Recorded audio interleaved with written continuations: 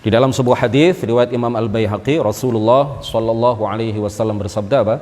Innallaha harrama 'alal ardi an ta'kula ajsadal anbiya. Sesungguhnya Allah Subhanahu wa taala mengharamkan, melarang bumi, melarang tanah untuk memakan jasad para nabi.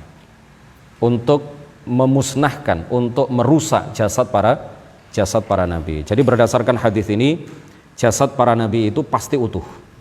Pasti tidak akan rusak, pasti tidak akan punah, pasti tidak akan dimakan oleh tanah. Waman alaihim nussa, dan juga jasad beberapa orang yang dinas di dalam beberapa hadis. Di antaranya siapa? Orang-orang yang jasad mereka tidak hancur dimakan tanah, itu ada 6. Yang pertama adalah jasad para nabi, jasad para rasul, ya. Kemudian yang kedua adalah syahidul ma'rakah, syuhadaul ma'rakah, jasad orang-orang yang mati syahid di medan perang melawan orang-orang kafir. Kemudian yang ketiga adalah jasad petugas azan, juru azan dalam jangka waktu yang lama, yang dia tidak mengharapkan apa-apa kecuali ridha dari Allah Subhanahu wa ta'ala, tidak mengharapkan pujian dari tetangganya, tidak ingin dikatakan sebagai orang yang suaranya merdu. Jadi dia azan, tujuan dan niatnya semata-mata karena Allah Subhanahu wa ta'ala dalam jangka waktu yang lama, minimal 7 tahun. Minimal berapa? 7 tahun. Orang yang azan istiqomah setiap hari selama 7 tahun, dia tidak mengharapkan apa-apa kecuali ridha dari Allah Subhanahu wa ta'ala. Ini dinas bahwa jasadnya tidak akan punah, jasadnya akan utuh. Kemudian yang keempat, hafizul Quran at-taqi al-amil bihi, orang yang hafal Quran, yang bertakwa, yang mengamalkan isi kandungan Al-Quran. Jadi bukan semata-mata hafal Al-Quran, ya, bukan semata-mata hafal Al-Quran kemudian jasadnya dijamin tidak akan punah, tidak akan hancur, akan utuh, tidak. Tapi ada syarat dan ketentuannya. Syarat dan ketentuannya apa? Dia mengamalkan isi kandungan Al-Quran dan bertakwa. Ya, karena ada sebagian orang kafir itu yang hafal Quran. Ada sebagian orang kafir dengan niat menghancurkan Islam dari dalam, dengan niat mencari kelemahan-kelemahan ajaran Islam, mereka menghafalkan Al-Quran. Mereka juga mengarang beberapa kitab hadis, ya, mengumpulkan beberapa hadis kemudian disatukan di dalam sebuah kitab atau berjilid-jilid kitabnya.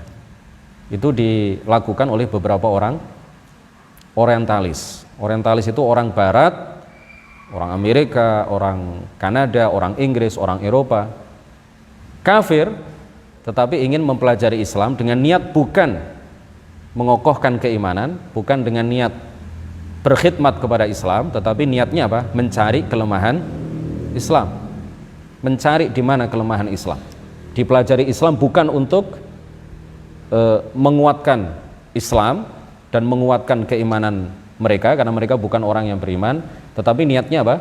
Untuk mencari-cari kesalahan, kelemahan ajaran-ajaran agama Islam. Nah, orang yang seperti ini, orang kafir hafal Quran, kalau mati ya jasadnya hancur, jasadnya pasti tidak utuh, karena dia bukan orang yang beriman, apalagi bertakwa, apalagi mengamalkan isi kandungan Al-Quran. Jadi yang dijamin utuh jasadnya itu salah satunya siapa? Orang yang hafal Quran, yang bertakwa dan mengamalkan isi kandungan Al-Quran. Kemudian yang ke berapa?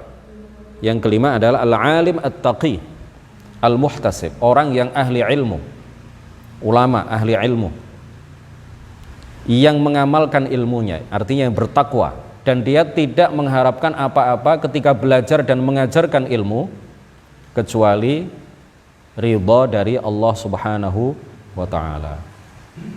Jadi orang yang ahli ilmu, bertakwa, muhtasib, ya, tujuan dari belajarnya dan juga tujuan dari mengajarkan ilmu agama ini bukan apa-apa selain ridha dari Allah Subhanahu wa ta'ala. Kemudian yang keenam adalah ba'dul auliya, sebagian wali. Sebagian wali. Wali itu adalah orang yang apa?